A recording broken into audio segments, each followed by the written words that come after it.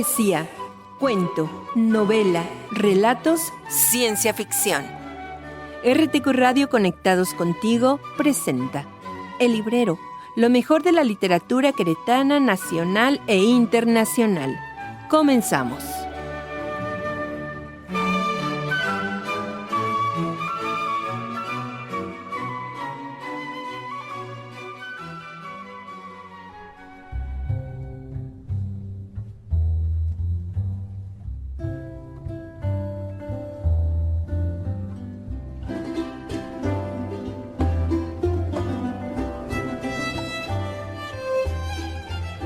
Bienvenidos a su programa El Librero, con un servidor Armando Zamora, aquí por RTQ Radio 100.3, desde Pasteur 6 Norte, en la capital del estado de Querétaro. Y también a través de Radioactiva TX, los martes a las 3 de la tarde y el sábado a las 10 de la mañana. Me da mucho gusto cuando el pretexto, el motivo, estábamos ahorita preguntándole a Natalia por don José Luis Almada, que ustedes seguramente disfrutan mucho en sus programas, toda la memoria que tiene de épocas, pues digamos que más o menos no tan lejanas, porque estamos hablando, yo creo que lo que él más nos cuenta son de 1950 para acá. En homenaje a él y también agradeciendo a nuestra amiga y radioescucha Patricia Ramírez, que me obsequió este libro pues ya hace algunos años, Las Tandas del Principal, escrito por Armando de María y Campos, pues seleccionando una variedad para ustedes, pues llegué a esta variedad, estas variedades que nos muestra, por ejemplo, el señor Anaya aquí en Querétaro, pero que habla sobre Texiapan, y también sobre partes urbanas de la historia de Querétaro, al igual que Edgardo Moreno, que organiza también caminatas para reconocer fachadas, símbolos, lugares icónicos de este patrimonio de la humanidad que es la capital del estado de Querétaro. Entonces, Las Tandas del Principal, van ustedes a recorrer junto conmigo esta parte, pues no tan lejana, pero tampoco tan reciente.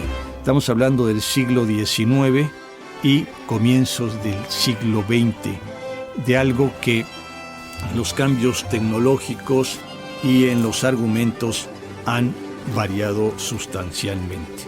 Entonces vamos a escuchar la primera cápsula, son sobre don Armando de María y Campos.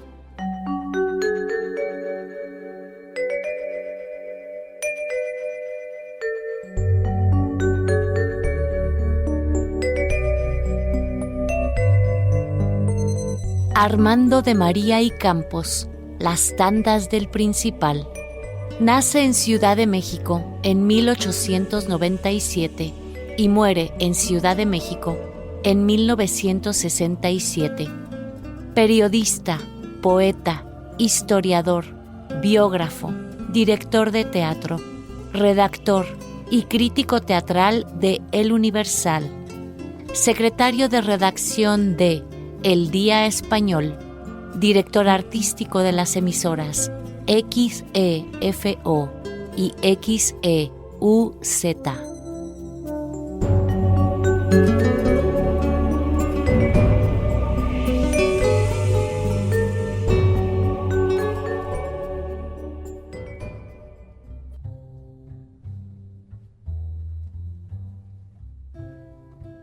Las Tandas del Principal. Bueno, para muchos seguramente, ¿de qué se trata este libro? Bueno, pues ya lo van a ir recorriendo. Fue en los años de 1897 y 1898 cuando el género chico puso los cimientos del éxito en la que sería poco después la Catedral de la Tanda. La más firme columna y la primera fue La Marcha de Cádiz. A este éxito siguieron entre los más sonados el de La Viejecita, Agua, Azucarillos y Aguardiente, Los Cocineros, Cuadros Disolventes, Ya En 1898, el Teatro Principal estaba consagrado como la catedral del género chico. Esto es a lo que nos vamos a referir el día de hoy, y como ya escucharon, uno de sus mejores cronistas es don Armando de María y Campos, que al igual, y vuelvo a mencionar a nuestro querido José Luis Almada, pues también son testigos y protagonistas. Y entonces, a la manera de librero, voy haciendo lectura directa de esta investigación, que dice que gobernaban con inteligencia de empresarias aquel templo de Thalía las señoras doña Genara y doña Romualda Moriones, antiguas tiples de Zarzuela. Actuaban como dictadoras. El método y la disciplina regían todos sus pasos, todas sus acciones y decisiones. Doña Romualda, según la versión de Pepe Elizondo, era asesorada por el maestro don Rafael Gascón y el licenciado Pedro del Villar, pero ella se encargaba de escoger, entre el paquete de obras llegadas de España, la que había de estrenarse cada semana en el Teatro Principal. Era costumbre estrenar todos los sábados, y apenas escogida la obra, entraba al riguroso turno de aquella extraordinaria disciplina de las señoras empresarias. El proceso que se seguía era todo un reglamento. Se mandaban sacar papeles y partitura a los copistas. Ya estas en poder de doña Genara, se entregaban el libreto al director de escena y la parte de piano y canto al maestro director de orquesta. El domingo por la noche, entre la primera y la segunda tandas, se repartían los papeles, copiados, y se colgaba de un clavo en el muro y en sitio especial la tablilla de ensayos para el lunes. A las 12 en punto del lunes se leía a los artistas la obra. En el escenario escasamente iluminado por la luz del día, que se filtraba por las claraboyas y ventanales, teniendo todos en la mano el papel, el que iban confrontando durante la lectura. El martes al mediodía era el primer ensayo a la mesa, y el director de escena colocaba a las figuras de acuerdo con las acotaciones del libreto, que se respetaban escrupulosamente. Los directores de escena de entonces no eran genios y debían ajustarse estrictamente al libreto, según se había estrenado en Madrid o como lo ordenaba el autor, si por excepción era del país. Para este ensayo, los actores y las tiples ya debían haber memorizado su papel. Vean ustedes cómo puntualiza don Armando de María y Campos que los artistas tenían que ya presentarse con el papel aprendido. Me acuerdo aquí de una ocasión cuando comenzaron a darse los actores, digamos, ya no como toda una trayectoria, una carrera, sino como pequeños, digamos ahora, diplomados en los que por en algunos meses sacaban a actores jóvenes. No voy a hacer mención de qué empresa y de qué televisora, pero sacaban a muchos actores por bonitos, ya sea las muchachas con poca ropa, ya sea los jóvenes galanes, y a veces por seguirlos impulsando o porque eran actores o jóvenes que querían realmente convertirse en actores de reparto, hacían teatro. Y entonces pues los mezclaban con actores de trayectoria y estos actores que llamaban la atención por su belleza física. Y recuerdo que en una obra estaba un actor de carácter y un actor mayor, y viendo que estos jovencitos, en vez de seguir el guión y lo que tenían señalado, se reían haciendo improvisaciones que obviamente ellos se divertían, pero al público pues no les transmitían lo que tenían que hacer en escena. Entonces les puso una regañada, pero también dada dentro de la actuación, que los hizo reaccionar y el público reconocer a don Benedicto, el actor de carácter, que salvó la obra, y estos muchachos pues tuvieron la lección. Aquí por eso nos hablan de estas señoras que no permitían distracciones y no permitían salirse de los cánones de la moral. Entonces, así empiezan las tandas del principal, pero para ir sabiendo qué son las tandas, pues vamos a seguir dando información. Dice, salta y se enreda entre las teclas de la Remington el nombre de otra gloriosa tiple española de zarzuela que llegó a México a fines del pasado siglo. No se marchó más y murió entre nosotros hará unos 20 años. Sus restos reposan en el Panteón Español. Hablo de Rosa Fuertes, catalana de origen y mujer guapísima. Su gallarda figura, su voz de mezzosoprano, verdaderamente cálida con matices acariciadores, su destacado temperamento dramático, conquistaron inmediatamente al público, y Rosa llenó con su nombre ilustre las carteleras de los principales teatros. En el Arbeu tuvo su camerino, construido especialmente para ella, lujosamente amueblado, como homenaje de su fogoso enamorado el autor y arquitecto don Eduardo Macedo y Arbeu. Que esa fama nunca llegó a rendir la plaza. Todavía los aficionados al teatro la recuerdan en La cara de Dios, La trapera, La rabalera, El tesoro de la bruja, La señora capitana, Estuche de monerías. Como se ve, fue una tiple en ambos géneros. Tuvo entre los años 10 y 20 su teatro, el Rosa Fuertes, llamado después Apolo, y, cuando se escribe esta crónica, el Cine Odeón, por las calles de Mosqueta. 2 de sus hijas fueron también tiples cómicas, Eloísa y María Valdealde.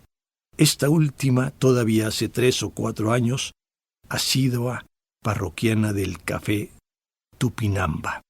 Voy a seguir un poquito más y luego hago algunas aclaraciones pues para todos aquellos que están escuchando, aquellos y aquellas que propiamente no saben de qué se está hablando. Yo les haría una recomendación porque afortunadamente la Ciudad de México, así como la ciudad de Querétaro y otras grandes capitales, conservan la parte antigua y la parte moderna. Ustedes, la próxima vez que vayan a la Ciudad de México o en cualquier capital de la República, aquí en Querétaro está la parte antigua. Y en esta parte antigua todavía está el Teatro de la República, todavía está el teatro, el Cineteatro Rosalío Solano. Todavía hay algunos espacios donde se siguen representando. Acaba de celebrar otro aniversario más los Cómicos de la Legua. No se diga la compañía de los Rabel, el corral de comedias, que nos traen a veces las novedades, pero principalmente recurren a lo clásico, puesto con humor, con comicidad, pero sería más o menos similar a estas presentaciones de las que se está hablando en este libro, Las tandas del principal. Aunque quienes lo vivieron dirían que era más serio, pero tenían la parte dramática y la parte cómica. Entonces, bueno, a esto se está refiriendo don Armando de María y Campos en esta remembranza tan hermosa que también les sugiero que busquen en Canal 22, en Canal 40, cuando se hacen estas remembranzas. Vean ustedes, dice, aquel año de 1899 guarda en su almanaque una efemérides curiosa, la representación por primera vez en México de una pieza de don Jacinto Benavente. Esto ocurrió en el Teatro Principal porque se trata de una zarzuela el 21 de julio. La zarzuela se llamó Viaje de Instrucción, y quienes la vieron aseguran que se trata de una fina sátira sobre la híbrida sociedad que solía rodear a los adolescentes ricos o distinguidos que iban a París desde todas partes del mundo y muy particularmente desde México, en pos de conocimiento, experiencia y enfermedades venéreas. Pepe Elizondo asistió al estreno de todas las obras mexicanas que en el Principal subían al palco escénico como La Gran Lata, de Pedro Escalante Palma, con música del maestro Carlos Curti, el 7 de julio con Rosa Fuertes, Rosario Soler y Esperanza Iris. El sábado 14 fue el estreno de La Golfemia, parodia de La Bohemia, que acababa de estrenarse en el Fábregas y que hicieron la Soler, la Iris, Miguel Gutiérrez, futuro esposo de Esperanza, y el magnífico tenor mexicano Carlos Obregón. Me encanta hacer estas lecturas porque son los abuelos, tal vez hasta los bisabuelos, de algunos de los actores que actualmente siguen con esta trayectoria histriónica que pues seguramente ustedes desconocen. Tenemos, cuando hablamos de Fábregas, Manolo Fábregas, que hizo mucho teatro, y ahora están sus hijos, que se conocen con el otro apellido, Sánchez Navarro, se llaman esta generación de actores que siguen haciendo muy buen teatro. Y ahora, vean ustedes, en el mismo año de 1902 se inauguró una nueva sala de espectáculos modestos, el Teatro Guillermo Prieto, construido de madera con revestimiento de lámina de fierro. Estaba ubicado por el barrio de La Merced, en uno de los callejones que desembocaban a la popular plaza llamada de La Palma. Su propietario fue don Gabriel Oropesa. Ya funcionaba el Teatro María Guerrero, cuya inauguración coincidió con la estancia en México de la actriz española de ese nombre. Como en dicha calle abundaban las tepacherías, las calles de Peralvillo, el pueblo empezó a llamarlo Teatro María Tepache, porque ¿qué sabía nuestro pueblo de las glorias de la Guerrero, cantadas a bombo y platillo en presencia del general don Porfirio Díaz, don Justo Sierra, Luis G. Urbina, Amado Nervo, Balbino Dávalos y José Juan Tablada? En el sitio donde estuvo el el Teatro María Guerrero, se levanta ahora el Gran Cine Máximo. Otro teatro barrio bajero era el Zaragoza, ubicado en las calles del mismo nombre y que ahora se llama de Gabriel Leiva. Aquí el perdón no fue equivocación mía, es como lo escribe don Armando de María y Campos, porque también utiliza este lenguaje coloquial de la conversación, de la tertulia, de tomarse el café. Yo aquí quiero hacerles una invitación. En verdad es desolador, no quisiera emplear otros adjetivos, llegar a los cafés y ya no hay conversación, todos están metidos en sí mismos y en general ya el intercambio visual, el intercambio de emociones, de saludos, a veces hasta de torpezas, se ha diluido completamente. Y aquí es esto lo que aquí estamos hablando. Vean cuántas personas mencionaron que son parte de nuestra historia. Por supuesto, don Porfirio Díaz y don Justo Sierra. Pero parte de nuestra literatura, Luis G. Urbina, Amado Nervos, José Juan Tablada, Balbino Dávalos, que yo tendría que buscar, y lo voy a anotar para buscarlo, Balbino Dávalos, es la primera vez que lo he escuchado. Entonces, a lo mejor nos estamos perdiendo de un texto, de una presencia pues muy interesante. Y esto es lo que también sucede cuando leemos este tipo de literatura, este tipo de documento cronológico de nuestra vida en la gran ciudad y en la República Mexicana. Y dice, pero el único teatro de peligro para la Catedral de la Tanda era el Riva Palacio. Además, hago otra acotación. Vean cómo un teatro se llama Guillermo Prieto. Él no fue actor, pero se acostumbraba ponerles también nombres de personajes históricos, o sea, de la vida civil o de nuestros gobernantes, magistrados, etcétera. Tanto Guillermo Prieto como Riva Palacio. Hago la terminación de la anécdota después de esta pausa musical que a ver qué les parece. Se titula Caleceras de Francisco Asenjo Barbieri.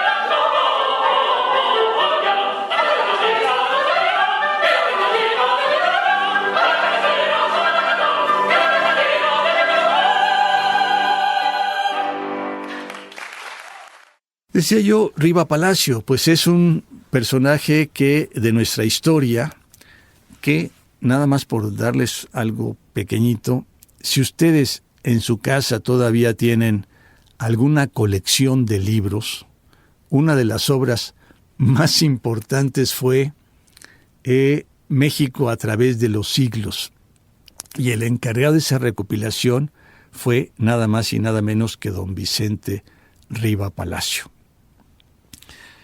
Aquí, cuando dice que el único peligro el único competidor para la Catedral de la Tanda era el Riva Palacio, dice porque llevaba a escena con singular categoría las mismas zarzuelas que el principal, y muchas veces con anticipación a este. Los otros teatros también cultivaban el género chico, pero esperaran hasta que las señoras Moriones les permitieran estrenar. La temporada del principal en aquel año de 1902 se inauguró el 29 de marzo. La empresa Arcaraz, es lo mismo que las señoras Moriones, se había pertrechado bien con artistas y con obras, pues les acababa de salir un grano en la nariz con la competencia de cierto empresario ducho, nada menos que José Austri, mismo que formó y dirigió en unión del maestro Palacios la Compañía Infantil, magnífica incubadora de artistas mexicanos, de la cual salieron Hechos y Derechos, Esperanza Iris, Delfina Arce, madre de Joaquín Pardavé, Columba Quintana, Josefina Peral, Sofía Aller, Consuelo y Lupe Vivanco, Chucho Ojeda, Miguel Wimmer y Carlos Pardavé. El maestro Austri había reunido a varios de esos artistas que él vio crecer a su lado, con otros de valía como Pedro Mario, Emilia Otazo, Enrique del Castillo, que fungía como director de escena, y un coro de muchachas en plena adolescencia. Con motivo de la disputa de las obras que venían de España y la nula protección que tenían las obras de autores mexicanos, a principios de enero se fundó la primera Sociedad Mexicana de Autores en la contaduría del Teatro Arbeu, eligiéndose como presidente al patriarca de las letras hogareñas, Juan de Dios Pesa. Vean ustedes, alguien me podría decir por qué dicen al patriarca de las letras hogareñas Juan de Dios Pesa. Uno ya recordarán que el poeta Juan de Dios Pesa es el autor de poemas de El Hogar, Fusiles y Muñecas, entre otras. Lo dejamos aquí, vamos a corte de estación y regresamos con más de Las tandas del Principal.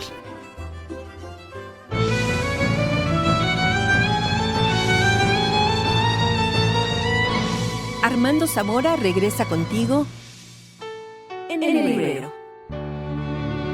Vamos a un corte y regresamos. Entre en nuestra página oficial www.radioactivatx.org y disfruta de todos los programas de nuestra barra en formato de podcast. Escúchanos cuando quieras, donde tú quieras, y no te pierdas de ninguno de nuestros contenidos que hacemos para ti. Radioactiva TX.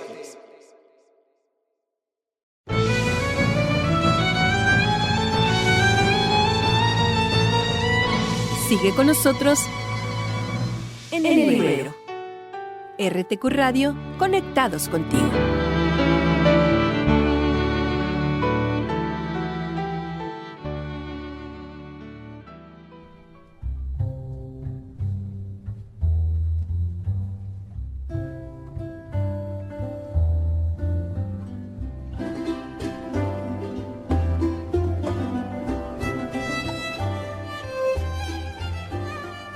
Gracias por continuar con nosotros aquí en su programa El Librero, con un servidor Armando Zamora, transmitiendo desde 100.3 RTQ Radio y también a través de Radioactiva TX los martes a las 3 de la tarde y los sábados a las 10 de la mañana. Hoy con un programa, pues yo diría, de una cronología anterior, de una cronología muy especial, de todo un experto en el tema que fue don Armando de María y Campos, y es el libro Las tandas del Principal, que me obsequiara hace unos meses nuestra amiga Patricia Ramírez. Así que vamos a escuchar la segunda cápsula sobre este personaje importante de la crónica y de la crítica teatral en México.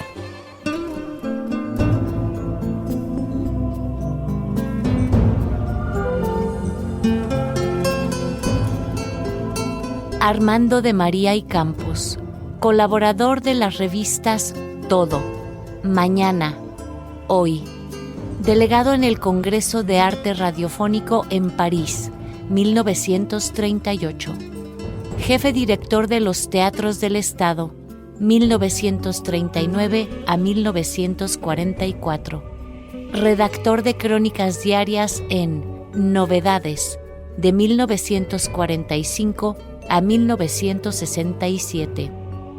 Autor de La rara y portentosa aventura de Chotis, Mis triviales pecados, La hermana de mi novia, Gemas de primavera y otras 50 obras más.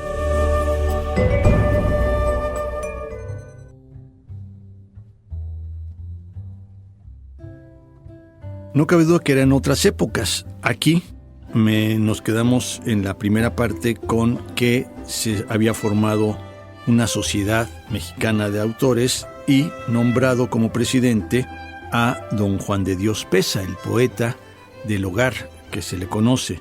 Pero el otro, el vicepresidente, fue don Hilarión Frías y Soto, que aquí en Querétaro es otro de los personajes importantes de Querétaro, junto con Heriberto y otros hermanos que han llevado una trayectoria de crónica de nuestro acontecer en el Estado. Y se mencionan a otros autores menos conocidos por nosotros, como son don Alberto Mitchell, Carlos Valle y Gauguin y Enrique de Olavarría y Ferrari como tesorero. Dicen aquí que no hubo obras importantes, pero se van a hacer también referencia a nombres que no son difíciles de recordar. Pero vean ustedes cómo siempre hay alguien o algo que sobresale. El algo es doña Virginia Fábregas, de arrogante belleza y elegancia europea. Actriz ya por derecho propio, que empezaba a ser orgullo de México. Había triunfado sin duda alguna en su patria y el público y la crítica españoles habían reconocido en ella una actriz de interesante presente y magnífico porvenir. Los artistas y poetas buscaban su amistad y la sentían musa de sus creaciones, particularmente los poetas, que no se conformaban con dedicarle poemas, los escribían en su puño y letra y en un álbum que, fiel a romántica costumbre, Virginia llevaba siempre consigo, al lado de sus joyas, legítimas o de utilería. Vean ustedes la narrativa, la forma en que nos narra don Armando de María y Campos. Y voy a hacer lectura a alguna de estas poemas, pero usted tal vez podamos reconocer a alguno de los poetas. El primero es don Juan A. Cabestany, que le escribe a Virginia Fábregas después de la representación de una obra que se llama El idilio de los viejos. Yo te hice vieja una vez, y del arte por virtud, bajo la arrugada tez, tú le diste a la vejez hermosura y juventud. Mi culpa ha sido espantosa y su recuerdo me afrenta. Mas ya sabes una cosa, que serás joven y hermosa cuando cumplas los 80. Y a la misma actriz, don Antonio F. Grillo, le dice: verte en la muda fotografía no es ver la artista ni la mujer. Es la sospecha de un claro día ante un crepúsculo de amanecer. Verte en la escena, seguir las huellas de tu hermosura sin tornasol, es la derrota de las estrellas y ver de pronto salir el sol. Otro poeta, don José Franco Rodríguez. ¿Cómo he de coger la pluma para firmar en el álbum si tengo para aplaudirte bien ocupadas las manos? Y un poeta muy conocido en España que se llamó Serafín y Joaquín Álvarez Quintero, también le ofrece estos versos. De sus flores te ofreciera nuestra musa la mejor, mas ay, qué arrogancia fuera ir a ofrecerle una flor a la misma primavera. Don Vital Asa, otro poeta conocido de la época, puede orgulloso el arte en sus redes de gloria aprisionarte, pues pródiga te dio naturaleza, talento, distinción, gracia y belleza. Y un poeta que yo conozco por un poema llamado Leonor de Aquitania, o Qué doloroso es amar, y que si quieren oírlo, pues los espero en la Peña Poética, allá cerca de Tequisquiapan, en la carretera hacia Ezequiel Montes, en un lugar que se llama El Mezquite, el primer viernes de mes. Peña Poética para escuchar, participar y evocar. Estudio se conoce, es el título que le pone Joaquín Dicenta a este poema dedicado a doña Virginia Fábregas. El color chorreando en la paleta, esbozada en el lienzo la figura, y la luz penetrando con dulzura, la roja zarja al ventanal sujeta. En el ancho diván, tendida, quieta, una mujer de espléndida hermosura muestra al pintor con desnudez impura su carne que en el lienzo se aboceta. Para pedirle inspiración y vida mira el pintor a la mujer desnuda, sin que el deleite del deber le aparte. Y la hembra, en santuario convertida, Su carne está, para el deseo, muda, viva para la gloria y para el arte. Y como dicen por allá, y olé. Y entonces, bueno, estos son algunos de los... hay otro poeta aquí que también es conocido, este es de origen colombiano, y el poema que conozco de él, que más y también aquí en México se conoció mucho, es el de Reto, el que dice: si porque tus plantas ruedo como un hilota perdido. Otro día se los dedico.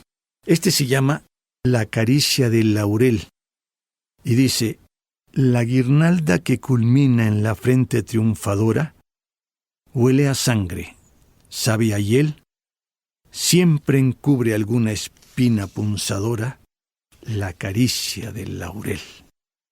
José Santos Chocano, otro poeta que nació en Perú, vivió en México, ese ya le dedicamos aquí un programa, porque también tuvo que ver con el general Francisco Villa, y le titula, este es un poema más largo que le titula Flor de lis. Ante los 3 espejos en que 100 reflejos 3 veces magnifican tu heráldico perfil, recuerdo las figuras que hay en las miniaturas, en los dorados libros, en los tapices viejos y en las amarillentas medallas de marfil. Te vi una vez en Roma, cuando volví de Atenas, a donde me llevaron las artes de Nerón. Cruzar por la vía Apia como rozando apenas las clásicas arenas, a la manera de una celeste aparición. Como una praxiltélica estatua, al fin te veo llenar cristianamente de asombro al Coliseo. Nerón de su esmeralda contémplate al través, y mientras que palpitan las carnes del deseo, se siente a las arenas crujir bajo sus pies. Te vi otra vez en Indias pasar por mi camino, señora del destino del gran Hernán Cortés. Poner tu flor idílica en el punzante espino y unir tu regio manto con el bruñido arnés. Doña Marina fuiste, entregando en tu laguna, se adormeció el raudal, en tus pupilas negras tembló la noche triste y se enrojó a tus plantas la sierpe del nopal. Te vi después llenando de amor los bulevares como una reina antigua de un lírico país, al son por siempre griego de orgiásticos cantares, en las 1001 noches divinas de París. Allí la cena alegre sobre el mantel de lino, donde el jarrón de flores resalta y donde están, entre las anchas copas del espumante vino, la planta de la fuente y el oro del faisán. Allí el hirviente baile donde embriagada orquesta arroja al aire el grito nervioso del cancán, donde tus 3 espejos se ríen de la fiesta y tú te ves en cada burbuja de champán. Artista, oh la belleza, bella mujer, oh el arte, triple visión de encanto, Roma, Indias y París. Quisiesen 3 guirnaldas ceñirte la cabeza, ya que ante 3 espejos desdoblas al copiarte 3 hojas blasonadas como una flor de lis.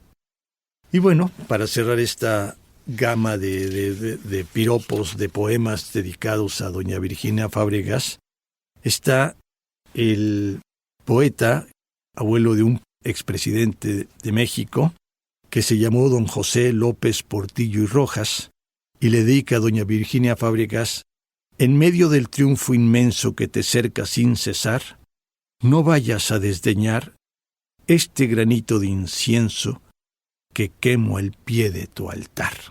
Bueno, pues todas estas pasiones, pensamientos, inspiraciones generaban estas actrices, estas vedettes, estas tiples de el llamado género chico.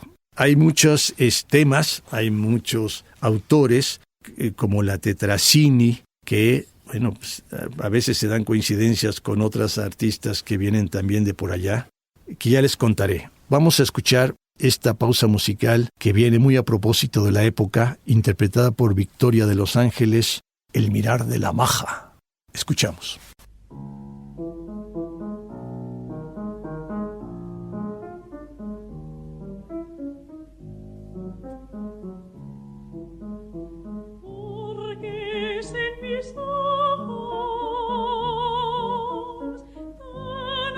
Tan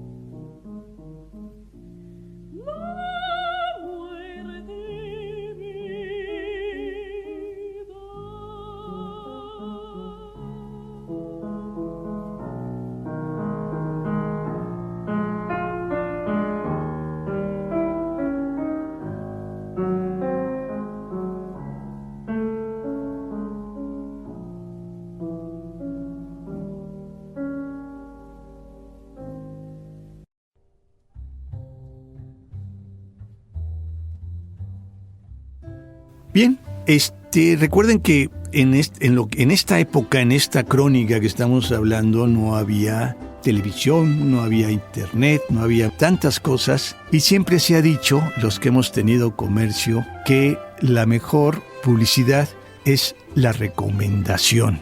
Y entonces ya estos teatros tenían su nombre, su renombre, o tenían su crítica, y eso hacía que se representaran obras o se trajeran artistas de mayor o menor renombre.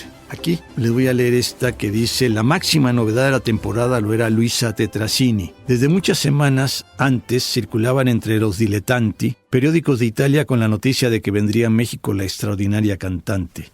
La escritura está firmada, decía un periódico italiano de Milán. El acontecimiento se ha realizado. La gran artista atraviesa el océano y va por una parte a América, por ella desconocida, donde se ha oído su nombre, pero todavía no su angélica voz. Es portadora de una manifestación de arte superior y dará a la multitud la alegría. Vaya la encantadora artista a América con la fascinación de un órgano vocal que no tiene comparaciones, con el don de un arte incomparable, con las gracias que en todos sus actos dan excepcional prestigio y singular atractivo. Vaya la intérprete maravillosa de un repertorio que se dice viejo y que en ella tiene un flamante sabor de novedad y de belleza. Intérprete de obras musicales donde solo el virtuosismo triunfa, si tiene la fuerza del sentimiento, la vivacidad de las pasiones, la suprema nobleza de un estilo, para el cual de hoy en adelante faltan las tradiciones. Vino a México en unión de su esposo el bajo bufo Pedro Cesari. Se la recibió con profunda expectación, con auténtico entusiasmo, y se encontró en ella todo el mérito y la llama y la fama justa con que vino precedida. Cantó las óperas siguientes: Lucía, Barbero de Sevilla, Traviata, Baile de Máscaras, Puritanos, Hugonotes, Rigoletto, Sonámbula y Dinora. Desde la primera obra enloqueció al público, aseguran los apuntes inéditos de mis hermanas Elvira y Sara, exquisitos temperamentos musicales, pianista las dos como correspondía entonces a la buena educación de las señoritas de familia acomodada, y dueñas también, por razón del medio en que vivían, de una fina y depurada cultura musical. Huyo siempre que puedo, al componer este trabajo, de las referencias periodísticas, si tengo a mano las personales y privadas de afortunados testigos presenciales. Mas no todo está consignado en los diarios íntimos o personales. Por ello utilizo una interesante interview que con la Tetracini celebró un redactor de la Mexican Herald rica en datos curiosos. La primera dona se muestra excesivamente benévola en sus apreciaciones respecto a México. Encuentro que en las audiciones mexicanas se atiende y se aprecia en la misma proporción seguramente que en cualquier otra parte del mundo, donde he cantado hasta ahora, pudiendo añadir que este público es por demás generoso en sus aplausos.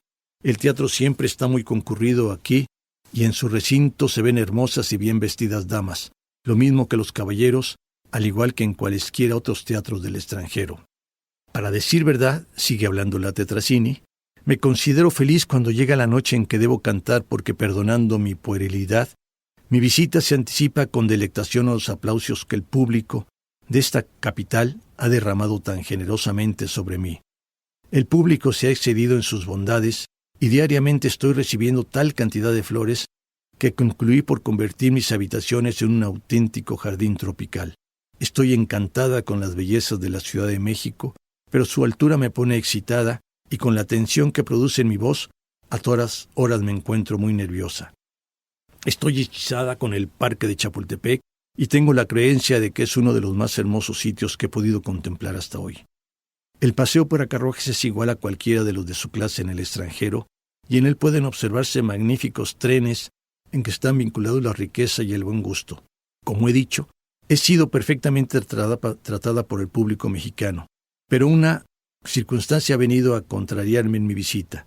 Procede tal contrariedad del absurdo rumor que ha circulado en el sentido de que abracé a uno de los matadores de toros que salieron lesionados en la corrida del último domingo. Tal informe, dado a la prensa, es absolutamente falso, y la verdad, cuando se me llamó, la atención acerca de él me produjo no menos que las personas de amistad el disgusto consiguiente. Para ninguno, o para nadie, es un secreto la protección que con su presencia y sus atenciones otorgaba a los espectáculos doña Carmelita.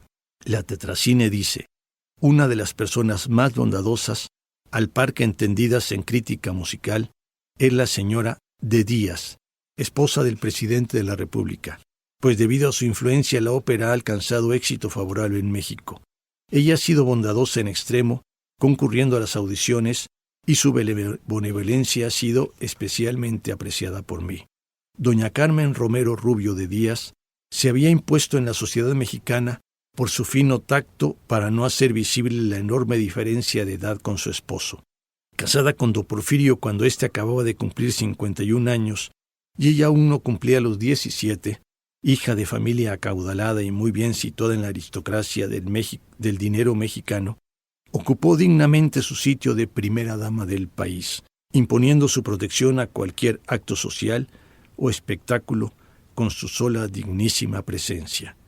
Es interesante recordar ahora, tomándola de esta entrevista, el ideario operático de Luisa Tetracini. Ven ustedes cómo se mezclan muchas anécdotas, muchas historias, muchos pasajes, y nos da un cuadro de esta época. Antes de llegar a las efemérides más extraordinarias del teatro en México, como lo fue el estreno en el Principal de la revista Chin Chun Chan. Esa expresión yo me acuerdo de escucharla muchas veces, pero no sabía por qué, pero aquí nos lo va a decir. Es un conflicto chino en un acto y 3 cuadros, letra de Rafael Medina y José F. Elizondo, música de Luis G. Jordá, ocurrido el 9 de abril de 1904. Suceso sin precedente del teatro en América. Detengámonos unos instantes recordando cómo era la gran metrópoli de palacios, ciudad íntima, sin embargo, en la que todos se conocían, y los bohemios, artistas, escritores y poetas le imprimían un sello inconfundible. Empecemos por los jacalones de la Alameda, antecedente lógico de las carpas, que llevó a su máximo prestigio el genio sin par de Cantinflas. Fijemos la fecha de esta evocación entre un paréntesis que encierra los años que van de 1895 a 1905, año este último en que estremecía el júbilo de la ciudad por el éxito indudable de Chin Chun Chan. En esa época, en el lado septentrional de la Alameda, existían 2 grandes jacalones de madera en estado casi ruinoso, con bancos del mismo material en el interior, circundado por unos palquillos muy horribles y con un pequeño forito hacia el fondo, donde se daban funciones de marionetas o títeres, herederos de los hermanos Rosete Aranda, representando trasuntos populares, siempre fastidiosos y tontos, en la tarde y hasta hora temprana de la noche. Aquí tengo el gusto de que menciona las marionetas o títeres de los hermanos Rosete Aranda. Cuando ustedes visiten Tlaxcala, o Huamantla sobre todo, hay varias cosas por las que ir a Huamantla. Y una de ellas es, visiten el Museo de los Rosete Aranda. Es algo muy hermoso de este arte, que así como el género chico, bueno, pues ya no está tan vigente, pero que cuando se retoma, y sobre todo, por ejemplo, en la promoción de la lectura, es muy importante cuando el papá, la mamá, los educadores toman un títere o una marioneta como ayuda para la concentración del menor hacia, en este caso, la lectura. Bueno, pues hasta aquí el tiempo nos vuelve a ganar. Las tandas del Principal de Armando de María y Campos, que les recomiendo que lo busquen. Y le agradecemos en los controles a Dey de la Rosa, en la producción a Natalia Laclet, en la participación musical de Gustavo Ruiz de Chávez, y un servidor, Armando Zamora, los espera en la próxima emisión de El Librero.